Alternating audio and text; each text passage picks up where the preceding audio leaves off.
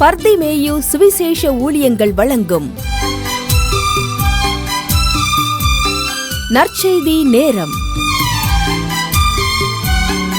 தேவ செய்தி pastor R. Augustine.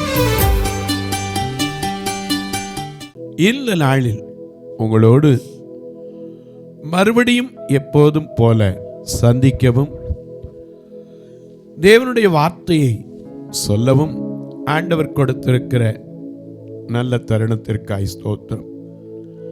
அநேகர் கேட்குறீங்க, சில கேள்விகள் உங்களுக்கு உடனே பதில் சொல்ல முடியலை.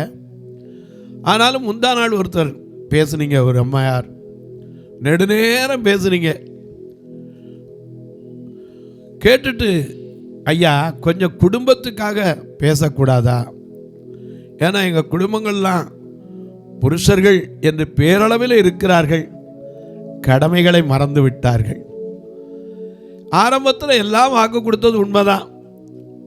வாழ்விலே, தாழ்விலே, சுகத்திலே, சுகவீனத்திலே என்றெல்லாம் வாக்கு கொடுத்தது உண்மைதான். ஆலயத்தில் தான் இணைக்கப்பட்டோம், போதகர் முன்னிலையில் தான் இணைக்கப்பட்டோம். எல்லோரும் சேர்ந்து ஆசீர்வதியும் கர்த்தரே என்று பாடித்தான் எங்களை இணைத்து வைத்தார்கள். ஆனால் கடமை என்று வரும்போது பின்னாடி வர வர கடமை பொறுப்புகளெல்லாம் குறைந்து வந்து கொண்டுதான் இருக்கிறது. எனக்கு மட்டும்தான் இப்படியா? எல்லா குடும்பத்திலும் இப்படி இருக்குமா? எனக்கு விளங்கலை. ஆனால் ஒவ்வொருவருக்கும் கடமை உண்டு என்பது உண்மைதானே? இதை குறித்து கொஞ்சம் சொல்லுங்கன்னு ஒருத்தர் கேட்டீங்க. இன்னொருத்தர் கேட்டீங்க, கொஞ்சம் வைத்தியத்தை குறித்து சொல்லுங்க. நீங்கள் ரெண்டுல எது ஒன்று சொல்ல முடியும்? இன்றைக்கு ஒரு காரியத்தை உங்களுக்கு சொல்கிறேன். முடிந்தால் பாதி பாதி கூட ரெண்டு செய்தியும் உங்களுக்கு சொல்ல முடிஞ்சா சொல்கிறேன். ஏன்னா ஒவ்வொரு காரியமாக சொல்லி வந்தால் தான் உங்களுக்கு அதில் இருக்கிற சந்தேகங்கள், கேள்விகளெல்லாம் உங்களுக்கு வரும். ஆகையினால உங்களுடைய நிலைக்காக, பொறுமைக்காக நன்றி செலுத்துகிறேன். இப்போதும் உங்கள் வேதாகமத்தை எங்கே இருந்தாலும் லூக்கா எழுதின சுவிசேஷத்திலே 17ஆம் அதிகாரத்திலே 10வது வசனத்தை எல்லாரும் தேடி கையில் எடுப்பீங்களா? பரிசுத்த லூக்கா எழுதின சுவிசேஷம் 17ஆம் அதிகாரத்திலே 10வது வசனத்தை அப்படி எல்லாரும் எடுக்கிற வரைக்கும், இயேசுவில் குடும்பம் ஒன்று புள்ளு, அன்பு நிறைந்திடும் இடம் புள்ளு. இயேசுவில் குடும்பம் ஒன்று புள்ளு, அன்பு நிறைந்திடும் இடம் புள்ளு.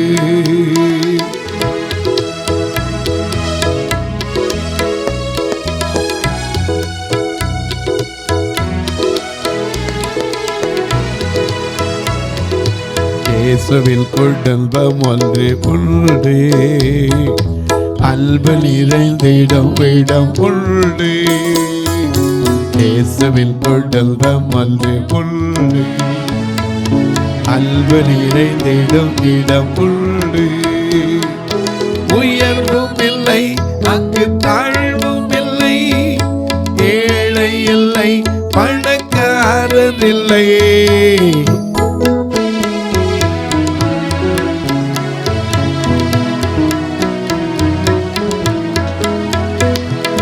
உயர்வும் இல்லை, அங்கு தாழ்வும் இல்லை, ஏழை இல்லை, பணக்காரர் இல்லை. ஆக உயர்வும் இல்லை, அங்கு தாழ்வும் இல்லை, ஏழை இல்லை, பணக்காரர் இல்லை. ராஜாதி ராஜா இயேசு எல்லோரும் வாழ்ந்திடுவார்.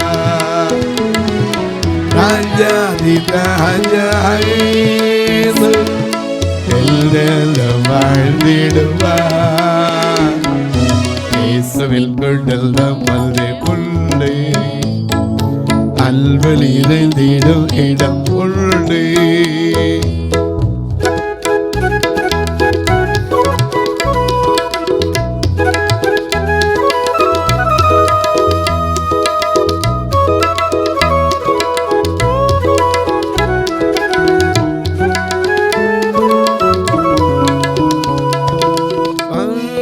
இல்லை பசி தீர்வும் இல்லை, வியாதி இல்லை, பசி பிடியும் இல்லை.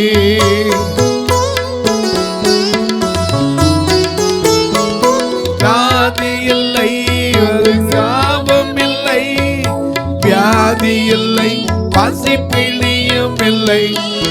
ராஜாதி ராஜா இயேசு எல்லெல்லும் வாழ்ந்திடுவார்.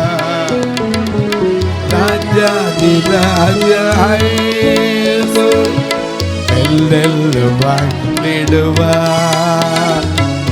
இயேசுவில் கொண்டல்த மல்லு புள்ளி அல்வலிதை நீடும் இடம் புள்ளி.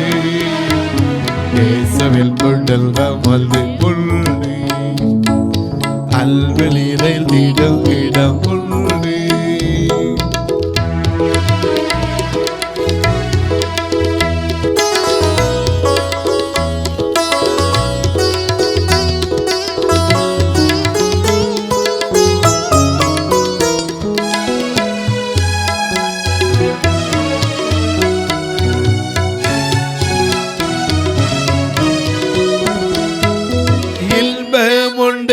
சமாதானம் உண்டு, வெற்றி உண்டு, துதி பாடல் உண்டு.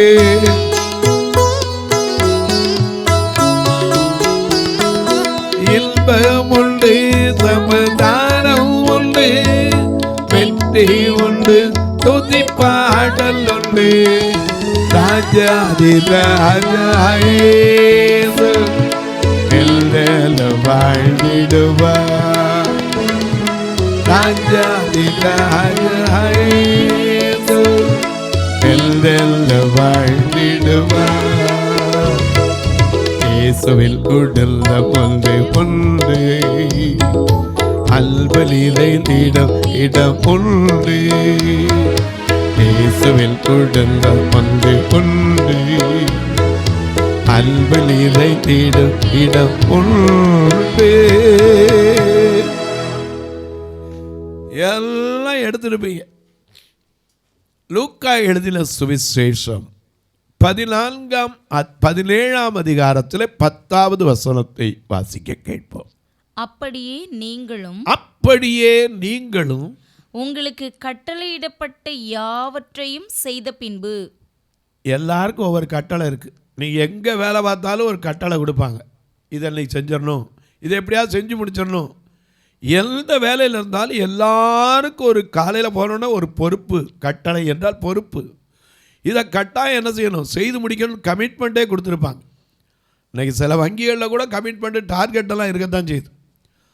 ஆகையினால யார் எந்த இடத்துல வேலை பார்க்குறீங்களோ அது பிரச்சனை இல்லை. எங்கே வேலை பார்த்தாலும் ஒரு கமிட்மெண்ட் உங்களுக்கு கண்டிப்பாக கொடுத்துருப்பாங்க. இதை கட்டாயம் என்ன செய்யணும், செய்து முடிக்கணும். அப்படி கொடுக்கப்பட்ட பொறுப்பை செய்து முடித்த உடனே நாம் என்ன சொல்லணுமா, நாங்கள் அப்பிரயோஜனமான ஊழியக்காரர், செய்ய வேண்டிய கடமையை மாத்திரம் செய்தோம் என்று சொல்லணும். அதுக்காக அதிகாரி வந்து பாராட்டுவார்னு எதிர்பார்க்க முடியாது. நல்லா செஞ்சிருக்கேன்னு வேணால் சும்மா சொல்லலாம், பரவாயில்ல வெரி குட் அப்படிம்பாங்க. அதுக்காக உட்காந்து பாராட்ட மாட்டான். ஏன்னா நமக்கு கொடுக்கப்பட்ட கடமை என்ன செய்யணும், கட்டாயம் செய்யணும். எல்லாருக்கும் கடமை உண்டு. இன்றைக்கி அநேக நேரங்களில் அன்பு எப்படி 3 எழுத்தாக இருக்கோ அதை மாதிரி கடமை என்பதும் 3 எழுத்தாக தான் இருக்குது. இந்த கடமை ஒவ்வொருவருக்கும் ஒவ்வொரு நிலையிலும் இருக்கிறது. பெற்ற பிள்ளைகளுக்கும் உண்டு, பெற்ற தகப்பனுக்கும் உண்டு, தாய்க்கும் உண்டு, மனைவிக்கும் உண்டு, புருஷனுக்கு உண்டு, ஏன் மாமியாருக்கு உண்டு. நாம் வேலை பார்க்குற இடத்துல அதிகாரிகளுக்கும் அதை கட்டளையிடுற கடமை இருக்குது, செய்து முடிக்கிற கடமை ஒவ்வொரு ஊழியர்களுக்கும் இருக்கிறது. அநேக நேரங்களில் கடமையில் மட்டும் தவறவே கூடாது. இயேசு கிறிஸ்து ஏன் இதை சொல்கிறாரு, ஒருத்தன் நல்லா போய் வயலில் வேலை செஞ்சுட்டு வரான். வந்த உடனே அவன் வந்து இந்த வேலையை முடிச்சாங்கிறான், எனக்கு சாப்பாடு ஆயத்தப்படுத்து, பிறகு போய் நீ சாப்பிடலாம். நாமளாக தான் சொல்லுவேன், இவ்வளோ அலைஞ்சிட்டு வந்திருக்கேன் இன்னும் செய்யவான்னு சொல்ல முடியாது. ஏன்னா கட்டளையை செய்து முடிக்கணும். செய்து முடிச்சுட்டு பெருசாக எவ்வளோ கஷ்டப்பட்டு செஞ்சுருக்கேன் அப்படின்னு சொல்கிறதுக்கெல்லாம் அங்கே ஒன்றும் கிடையாது. கடமை என்பது எல்லாருடைய வாழ்க்கையில் இருக்குது, எல்லாருக்கும் உண்டு. ஏன்னா இந்த உலகத்தில் கடமை இல்லாத மனுஷனே கிடையாது. வேதம் அதைத்தான் சொல்லுது, சகலத்தையும் செய்து முடித்தவர்களாய் நிற்க திராணி உள்ளவர்களாகணும். நாம் கொடுக்கப்பட்ட பொறுப்பை செய்து முடிச்சுட்டு நான் செஞ்சேன்னு பிரயோஜனம் இல்லை, மாறுதட்டி பிரயோஜனம் இல்லை, நாம் அபிரயோஜனமான ஊழியக்காரர். செய்ய வேண்டிய கடமை என்ன செய்யணும்? யாராக இருந்தாலும் செஞ்சு தான் ஆகணும். இயேசு கிறிஸ்து இந்த பூமியில் தனக்கு கொடுக்கப்பட்ட கடமையை நிறைவேற்றி சிலுவையிலே அன்றைக்கு ரத்தம் சிந்து கொண்டிருக்கிற போது கூட சொன்னார், எல்லாம் முடிந்தது என்றார். ஏன்னா அவர் செய்ய வேண்டிய காரியத்தெல்லாம் செய்து முடித்தார். எனக்கு அன்பானவர்களே, நாம கையில் அன்னைக்கு கொடுக்கப்பட்ட கடமையை சரிவர செய்திருக்கிறோமா? ஒருவேளை நீங்கள் குடும்பத்தின் தலைவனாக இருக்கலாம், குடும்பத்தின் தலைவியாக இருக்கலாம், அல்லது ஒரு மாமனாராக இருக்கலாம், அல்லது மாமி யாராக இருக்கலாம், அல்லது ஒரு மருமகனாக இருக்கலாம், மருமகளாக இருக்கலாம், அல்லது ஒரு பெற்ற பிள்ளையாக இருக்கலாம். ஒவ்வொருவருக்கும் கடமை உண்டு. தீமோத்தேயுக்கு பவுல் எழுதும்போது சொல்றார், பெற்றார் செய்த நன்மைகளை பதில் நன்மை செய்ய நாம் கற்றுக்கொள்ள வேண்டுமா? ஏன்னா பிள்ளைகளுக்கு இன்னைக்கு எவ்வளோ பாடுபட்டு வளர்த்து ஆளாக்குறேன், அது தகப்பனுடைய கடமை.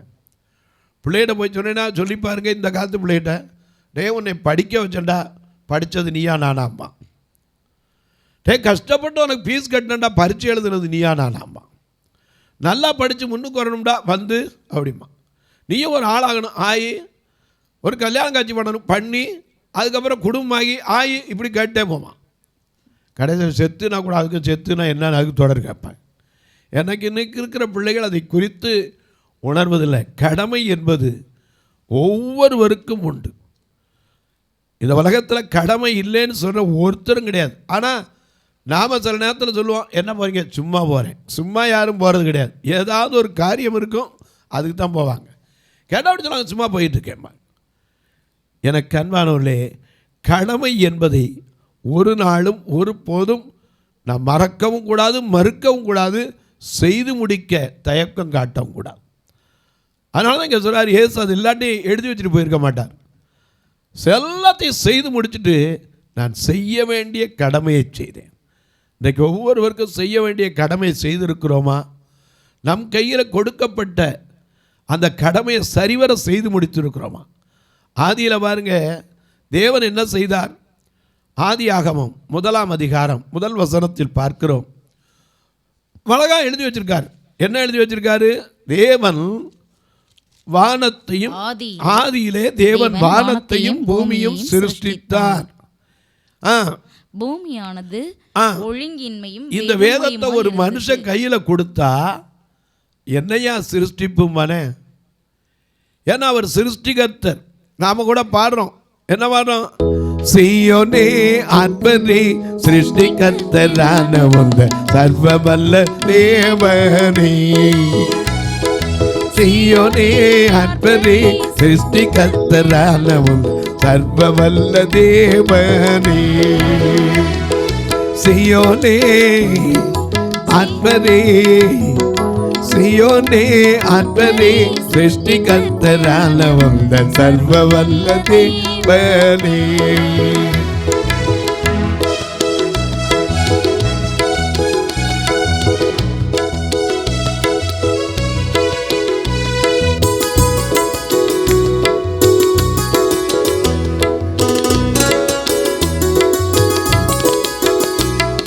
நீக்கினார் பாவ பாரமே, போக்கினார் சாபம் யாவுமே.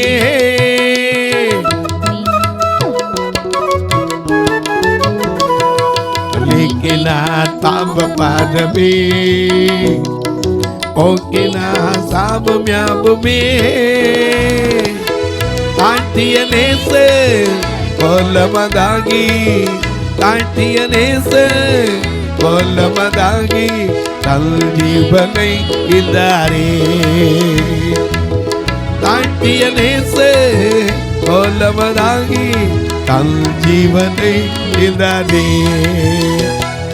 சியோனே சியோனே ஆற்றலே சிருஷ்டிகர்த்தரான சர்வவல்ல தேவனே.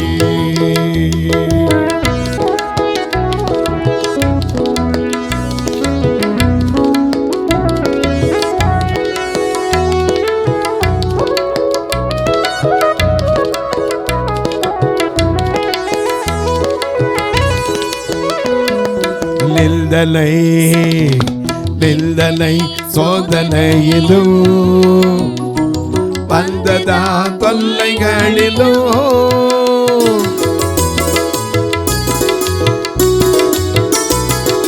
நிந்தனை சோதனையிலும் வந்ததா தொல்லைகளிலும் கண்ணில் மணி போல என்னை காவல் செய்தோனே, கண்ணில் மணி போல என்னை காவல் செய்தோனே, நன்றியுடன் பாடுவோம். கண்ணில் மணி போல என்னை காவல் செய்தோனே, நன்றியுடன் பாடுவோம். சீயோனே சீயோனே ஆத்மதே சிருஷ்டிகர்த்தரான உந்த சர்வ வல்ல தேவனே. சீயோனே ஆத்மதே சிருஷ்டிகர்த்தரான உந்த சர்வ வல்ல தேவனே. ஐயா சர்வ வல்ல தேவனே. அவர் சிருஷ்டிகர்த்தர். அதனால சொல்லுது, தேவன் வானத்தையும் பூமியும் சிருஷ்டித்தார், பூமியானது ஒழுங்கல்மையும் வெறுமையுமாய் இருந்தது, ஆழத்தின் மேல் இருள் இருந்தது, ஆவியானவர் ஜலத்தின் மேல் அசைவாடி கொண்டிருந்தார். இப்படி இருக்கிற பூமியில மனுஷன் வாழ முடியாது. உடனே ஒவ்வொன்னையா செய்றார். என்ன செய்யறாரு வாசிங்க. தேவன் வெளிச்சம் உண்டாக கடவுது என்றார். ஒரே ஒரு வார்த்தை தான் சொன்னார், வெளிச்சம் உண்டாக கடவுதுன்னார். உடனே என்ன ஆயிடுச்சு? வெளிச்சம் உண்டாயிற்று. விலகா பாருங்க. வெளிச்சமாக்கி ராப்பகலை வெகுவாய் முதல் நாள் ஏற்படுத்தி ஆகாய விரிவை உண்டாக்கி அமைத்தார் இரண்டாம் நாளையிலே. வெளிச்சமாக்கி ராப்பகலை வெகுவாய் முதல் நாள் ஏற்படுத்தினார். வெளிச்சம் உண்டாக கடவுதுன்னாரு. உடனே என்ன உண்டாச்சு? வெளிச்சம் உண்டாயிற்று. வெளிச்சம் நல்லது என்று தேவன் கண்டார். வெளிச்சத்தையும் இருளையும் வெவ்வேறாக பிரித்தார். தேவன் வெளிச்சத்துக்கு பகல் என்றும் இரவுக்கு இருள் என்று பெயரிட்டார். அதனாலதான் இருள் வேறு பகல் வேறு. இயேசு கூட சொன்னார், பகற்காலம் இருக்கு மட்டும் நான் என்னை அனுப்பினவருடைய கிரியைகளை என்ன செய்யணும்? செய்து முடிக்க வேணும்னார். ஏன்னா பகலுக்கு இரவு வித்தியாசம் இருக்கு. பகல் என்பது எல்லாரும் போய் தன் வேலைகளை செய்வதற்கு, கடமையை செய்வதற்கு. இரவு இளைப்பாறுவதற்கு. அந்த காலை ஐயா பகல் என்பதை தேவன் உண்டாக்கினார். அதற்கு அடையாளமா வானத்தில் ஒரு சுடரையும் வைத்தார். அது பகல்ல வெளிச்சத்துக்கு, இரவு ஆள்றதுக்கு ஒரு சுடரை வைத்தார். அடுத்து வாசிக்க, வெளிச்சம் உண்டாக்கணும் என்றார். வெளிச்சம் உண்டாயிட்டு பகலை இரவை வெவ்வேறாக பிரித்தார். சாயங்காலமும் விடியற்காலம் ஆகி முதலாம் நாள் ஆயிற்று. ஒரு நாளைக்குள்ள எல்லா இடத்துலையும் எவ்வளவு படைச்சார். ஆனால் அத்தனையும் நான் உங்களுக்கு வச்சுட்டு போறேன் பாரு சொல்லலை, செய்து முடிக்க வேண்டிய கடமை தேவனுக்கும் கடமை இருந்துச்சு. முதல் நாள்ல செய்ய வேண்டிய வேலை. அடுத்து ரெண்டாவது நாள் பாருங்க. பின்பு தேவன் ஜலத்தின் மத்தியிலே ஆகாய விரிவு உண்டாக வேண்டும் என்றும் அது ஜலத்தினின்று ஜலத்தை பிரிக்க கடவுது என்றும் சொன்னார். தேவன் ஆகாய விரிவை உண்டு பண்ணி ஆகாய விரிவுக்கு கீழே இருக்கிற ஜலத்திற்கும் ஆகாய விரிவுக்கு மேலே, அதனாலதான் மேல இருந்து வர்ற தண்ணி நல்ல தண்ணியா வருது, கீழே இருக்க தண்ணி கெட்டு போய் கிடக்கு. ஜலத்திற்கு பிரிவு உண்டாக்கினார். அது அப்படியே ஆயிற்று. தேவன் ஆகாய விரிவுக்கு வானம் என்று பெயரிட்டார். அந்த வானத்துல தான் ஏறி போனார். அப்போஸ்தலர் 1:11 வானத்துல ஏறி போகும்போது அண்ணாந்து பார்த்து கொண்டிருந்த கலிலேயரை பார்த்து சொன்னாங்க, அண்ணாந்து பார்த்து கொண்டிருக்கிற கலிலேயரே, உங்களிடத்திலிருந்து ஏறி போன இயேசு திரும்பி என்ன செய்வார்? எப்படி எடுத்துக்கொள்ளப்பட்டாரோ அப்படியே வருவார். வானாதி வானங்களிலே வெள்ளை சிம்மாசனத்திலே வானாதி ஐயா வானாதி வானங்களிலே வெள்ளை சிம்மாசனத்திலே நாயாதிபதியாய் ராஜாதி ராஜன் நியாயாதிபதியாய் ராஜாதி ராஜன் எல்லேசர் வரப்போகிறார். அல்லேலூயா அல்லேலூயா அல்லேலூயா அல்லேலூயா அல்லேலூயா அல்லேலூயா அல்லேலூயா அல்லேலூயா.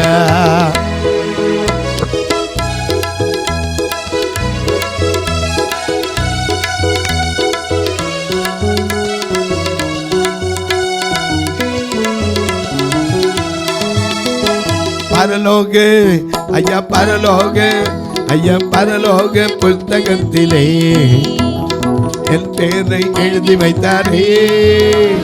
பரலோக புஸ்தகத்திலே என் பேரை எழுதி வைத்தாரே. நானும் என் வீட்டாரும் தேவாதி தேவனை எப்போதும் ஸ்தோத்தரிப்போமே. நானும் என் வீட்டாரும் தேவாதி தேவனை எப்போதும் ஸ்தோத்தரிப்போமே. அல்லேலூயா அல்லேலூயா அல்லேலூயா அல்லேலூயா அல்லேலூயா அல்லேலூயா அல்லேலூயா அல்லேலூயா. வானம் பூமி என கல்வானுடைய 2 நாளுக்குள்ள முதல் நாள் என்ன செய்தார்?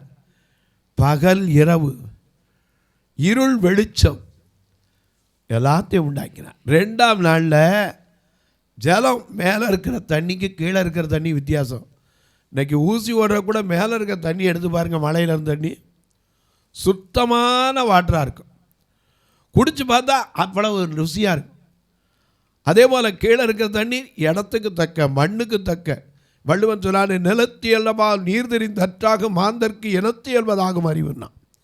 எப்படி நிலம் இருக்கோ அதை பொறுத்து தண்ணி அமையும். ஆனால் மேலேருந்து வர்ற தண்ணி ஒரே சுவை. எந்த கிராமத்தில் எந்த ஊரில் எந்த காட்டில் போய் நின்று ஒரு சொட்டு குடிச்சு பாருங்கள், மழை தண்ணி வித்தியாசம் அப்படித்தான் இருக்கும். அதனால தான் மேலே இருக்கிற தண்ணிக்கும் கீழே இருக்கிற தண்ணீருக்கும் என்ன உண்டாக்கினார்? பிரிவை உண்டாக்கினார். உடனே சாயங்காலமாகி விடிய காலமாகி சாயங்காலமாகி என்னாச்சு? 2ஆம் நாள் ஆச்சு. 2 நாளுக்குள்ள எவ்வளவு செய்து முடித்தார். நாம் இன்றைக்கி எத்தனை நாள் என்னென்ன செஞ்சுருக்கோம்? நாம் செய்ய வேண்டிய கடமைகள் ஒவ்வொரு நாளும் ஒவ்வொருத்தருக்கு உண்டு. நாம் செய்து முடித்திருக்கிறோமா? அப்படி செஞ்சாலும் சொல்லுவோம், என்ன வேலைப்பா, புலம்புறதுக்கு இல்லை. நாம் சொல்ல வேண்டியது என்ன? அபிரயோஜனமான ஊழியக்காரன். செய்ய வேண்டிய கடமையை மாத்திரம் செய்தேன். தொலைக்காட்சியில் பார்க்கிற என் அன்பு மக்களே, இந்த நிகழ்ச்சியை நாள்தோறும் பார்க்குறீங்க, கேட்குறீங்க, சந்தோஷப்படுறீங்க. ஒரு வார்த்தை ஜெபம் பண்ணுறீங்களா? இது தொடர்ந்து வரணும். இதற்கான தேவைகள் சந்திக்கப்பட வேண்டும். ஒவ்வொரு நாளும் தொலைக்காட்சி சும்மா வராது. அரசாங்கத்துக்கு பணம் இருக்குது, ஜிஎஸ்டி இருக்குது, இன்னும் சொல்ல போனால் ரெக்கார்டிங் இருக்குது, மற்ற எல்லா காரியங்களும் உண்டு. நீங்கள் அதற்காக ஐயோ எங்கிட்டயா எங்களுக்கு தெரியாத பிரதர்களா இப்போ சொல்கிறோம். ஒவ்வொரு காரியத்தின் தேவைகளுக்காக ஜெபம் பண்ணுங்க. கர்த்தர் எங்கேருந்தாவது ஒத்தாசை அனுப்புவார். ஏன்னா அவர் கையில் தான் வெள்ளியும் பொன்னும் அவருடையது, பூமியும் அதன் நிறைவும் கர்த்தருடையது. அதனால் எதை செய்யணும், அவருக்கு எந்த காலத்தில் தரணும், எவ்வளோ தரணும், எல்லாம் வச்சுருப்பார். நீங்களும் ஜெபம் பண்ணுங்க. கர்த்தர் ஏவினால் நீங்களும் தாங்கலாம். எப்படி பிரதர்? இதில் 2 நம்பர் வந்துக்கிட்டே இருக்குது, ஜிபே, ஃபோன்பே. அது வழியாக நீங்கள் தொடர்பு கொள்ளலாம். அது மட்டும் இல்லை, வந்து பார்க்கலாமா? தாராளமாக வாங்க. நீங்கள் எப்போ வருவீங்கன்னு தான் நானும் அவளோடு எதிர்பார்க்குறேன். ஏன்னா எத்தனையோ இடத்த பார்க்க போகிறீங்க, எங்கெங்கோ பார்க்க போகிறீங்க. இது வரைக்கும் தமிழ்நாட்டில் எங்கேயாவது பார்வையற்றோருக்கு தனி ஆலயம் இருக்கிறத கேள்விப்பட்டிருக்கீங்களா? திருநெல்வேலியில் ஒன்று இருக்குது, மதுரையில் ஒன்று இருக்குது. வந்து பாருங்கள். எதுக்காக வந்தால் நான் ஏதாவது செய்யணுமா? அப்படிலாம் கட்டாயம் கிடையாது. கர்த்தர் ஏவினா தான். நீங்களாக நினச்சோம், நானும் நினச்சோம் ஒன்றும் செஞ்சிட முடியாது. அவர் ஆசீர்வதிக்கணும். அப்போ தான் உங்கள் ஆசீர்வாதம் கை நிரம்ப வரும்போது தான் நீங்கள் மற்றவங்களுக்கு கொடுக்க முடியும். நானும் உங்களுக்காக எப்போதும் ஜெபிப்பேன். அது மட்டுமல்ல, இப்போ திருநெல்வேலி மாவட்டத்தில் பெண்களுக்காக, ஏன்னா நேற்று கூட ஒரு அம்மையார் என்னிடத்துல பேசினாங்க. குழந்தைய கையில் வச்சுருக்க ஐயா, 4 வயது குழந்தை, புருஷனை விட்டு போயிட்டாரு. நான் எங்கே போய் இருக்கேன் எனக்கு தெரியலை. கண்ணு தெரிஞ்சால் கூட ஏதாவது ஒரு பாத்திரம் தேய்ச்சாவது சம்பாரிச்சு சாப்பிட்ருவேன். எனக்கு பார்வையும் இல்லை, கையில் குழந்தை வச்சுக்கிட்டு இருக்கேன், எனக்கு வந்தால் தங்குறதுக்கு இடம் கொடுத்து உதவி செய்ய முடியுமா? எனக்கு ஆசை தான், ஆனால் இடம் இல்லையே. ஒரு இடத்த கட்டுறதுக்கு முயற்சித்து வருகிறோம். ஒரு சதுரடி 2300 கர்த்தர் ஏவினால் நீங்களும் ஒரு சதுரடி 2 சதுரடி தாங்கலாம். உங்கள் ஜபக்காரி எது இருந்தாலும் காலை 10 மணிலேருந்து 5 மணிக்குள்ளே சொல்லலாம். உங்கள் பிறந்த நாள், திருமண நாள் போன்ற நல்ல நாட்களிலே நல்ல ஒரு உணவு கொடுக்க, உடை கொடுக்க, ஊன்றுகோல் கொடுக்க, ஏன் உங்களை அழைத்து வர்றதுக்கான மாதாந்திர தேவை 16,000 ரூபா வேன் வாடகை மட்டும். கர்த்தர் ஏவினால் நீங்கள் கேட்கலாம், ஏன் பிரதர் ஒரு வேன் வாங்கிட்டாம்பீங்க? ஆண்டவர் கொடுத்தா அதுவும் சந்தோஷம். நீங்களும் ஜெபிங்க, நானும் உங்களுக்காக இப்போ ஜெபிக்கட்டுமா? நல்ல பிதாவே, நன்றியோடு துதிக்கிறோம் சுவாமி. இந்த மன மகிழ்ச்சியான நாளிலே எங்கள் கையில் கொடுக்கப்பட்ட கடமைகளை நாங்கள் செய்து முடித்திருக்கிறோமா? எத்தனை பேர் இந்த கடமை உள்ளவர்களாக இந்த தொலைக்காட்சி முன்னாடி கேட்குறீங்க? உங்களுக்கு கையில் ஒரு குடும்பம் உண்டுன்னா குடும்பத்துக்கு செய்ய வேண்டிய கடமை உண்டு, பிள்ளைகளுக்கு செய்ய வேண்டிய கடமை உண்டு, குடும்பத்தை கவனிக்க வேண்டிய கடமை உண்டு, பெற்ற தாய் தகப்பன்மாருக்கு செய்ய வேண்டிய கடமை உண்டு. ஒருவேளை குறைவுள்ள ஒரு பிள்ளை உங்கள் கையில் இருந்தால் கூட அந்த பிள்ளைகளுக்கும் செய்ய வேண்டிய கடமை உங்களுக்கு உண்டு. ஆண்டவர்கிட்ட கேளுங்க, நான் இதுக்காக இவ்வளோ கஷ்டப்பட்டு செஞ்சேன் அப்படின்னு சொல்றதுக்கு ஒன்றும் இல்லை, இது நம்மேல் விழுந்த கடமை. அன்பில் பரலோக பிதாவே, ஆசீர்வதிக்கப்பட்ட இந்த நல்ல நாளிலே ஒவ்வொருவருடைய கடமைகளையும் நாங்கள் புரிந்து கொள்ளக்கூடிய ஞானத்தை கொடும். தகப்பனுடைய கடமை என்ன, தாயினுடைய கடமை என்ன, பெற்ற பிள்ளைகளுடைய கடமை என்ன, இதை குறித்தெல்லாம் நாங்கள் தொடர்ந்து தியானித்து ஒவ்வொரு குடும்பங்களுக்குள்ளே கடமை தவறி இருக்கிற ஒவ்வொருவருக்கும் கர்த்தர் பேசி அவர்களை உந்தி எழுப்பி தங்கள் கடமைகளை சரிவரச் செய்ய கர்த்தர் உதவி செய்யும். இந்த ஊழியத்தை தாங்குகிற, ஜெபிக்கிற, கொடுக்கிற எல்லா மக்களையும் ஆசீர்வதியும்.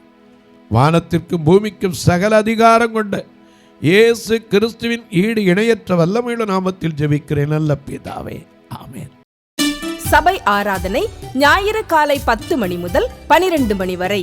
இடம் பர்திமேயு சுவிசேஷ ஆலயம், அன்னை சத்யா நகர், இளமனூர் அஞ்சல், சக்கிமங்கலம் வழி, மதுரை மாவட்டம். பின்கோட் 625201 மற்றும் பர்திமேயு சுவிசேஷ ஜெப வீடு, flat number 107, Eden garden, Muthur, Tirunelveli. Pincode 627011. சிறப்பு உபவாச கூட்டம் ஒவ்வொரு மாதமும் 2வது சனிக்கிழமை காலை 10 மணி முதல் 1 மணி வரை நாகர்கோவில் YMCA ஹாலில் வைத்து நடைபெறுகிறது. மற்றும் ஒவ்வொரு மாதமும் 4வது சனிக்கிழமை காலை 10 மணி முதல் 1 மணி வரை திருநெல்வேலி புதிய பேருந்து நிலையம் அருகில் உள்ள கிரேஸ் ஹாலில் வைத்து நடைபெறுகிறது. எங்கள் எல்லா ஆராதனைகளிலும் கலந்து கொண்டு தேவனை மகிமைப்படுத்த அன்பாய் அழைக்கிறோம். உங்கள் உதாரத்துவமான காணிக்கைகளினால் இவ்வூழியத்தை தாங்க விரும்பினால் R Augustine, account number 5021364331, IFSC code IDIB 000B066, Indian bank, BP Kulam, Madurai. GPay number 9842181917, BGM ministries மற்றும் 9442559772, பிளைண்ட் மினிஸ்ட்ரீஸ் அகஸ்டின். உங்கள் தொடர்புக்கு பாஸ்டர் ஆர் அகஸ்டின், பர்திமேயு சுவிசேஷ ஊழியங்கள், நாகமலை, புதுக்கோட்டை, மதுரை 625019. தொலைபேசி எண்கள் 9842181917 மற்றும் 9442559772. கர்த்தர் தாமே உங்களை ஆசீர்வதிப்பாராக.